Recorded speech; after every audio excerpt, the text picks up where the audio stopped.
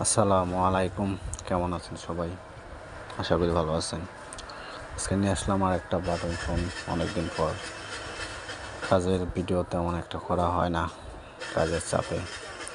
আর কাস্টমারও phone না রেখে গেলে ভিডিও করা যায় না, সেটা ছোট কাজই হোক বা বড় কাজই হোক।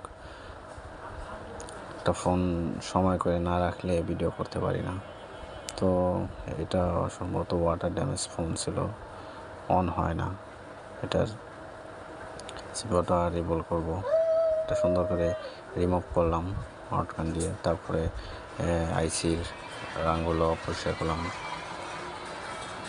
তাতাল দিয়ে, সোল্ডারিং আয়রন দিয়ে। এখন এটাকে রিভল করব। আমি বেশিরভাগই মাস্টার প্লেট দিয়ে রিভলিংটা করি। তো মাস্টার প্লেট দিয়ে রিভলিং করলে সুবিধা একটাই, যে কোনো আইসি রিভল করা যায়। সবসময় তো প্লেট মিলে করা যায় না। তো সুন্দর করে রিবোলিং পেস্ট দিয়ে টুইজার দিয়ে ধরে হালকা করে হিট দেব।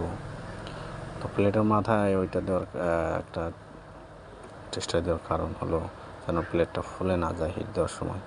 কারণ ফুলের উপর দিকে উঠে যায়, অনেক সময় উঠে গেলে রিবোল করা হবে না, রিবোলটা করতে পারবো না সেই কারণে।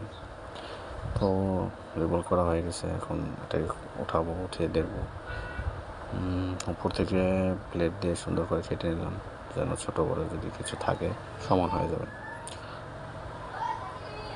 রিভলভ করা শেষ হলে সুন্দর করে হালকা পেস্ট দিয়ে হিট দিতে হবে। সুন্দর করে রিবোলিং করলাম, এখন এটাকে ইনস্টল করব। তো দেখে ইনস্টল করতে হবে। চারিদিকে মার্ক করা বর্ডার আছে, সুন্দর করে বসিয়ে নিয়ে হটগান হালকা করে হিট দিতে হবে। হাওয়াটা একটু কমে, বাতাসটা একটু কম দিতে হবে। তারপর আস্তে আস্তে করে হিট দিতে হবে।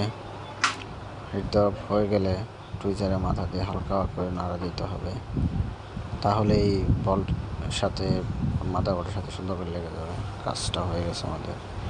এখন একটু ঠান্ডা করানোর পর পরিষ্কার করে মাদারবোর্ডে বোর্ডটা ফিটিং করবো, তারপরে চেক করে পালা।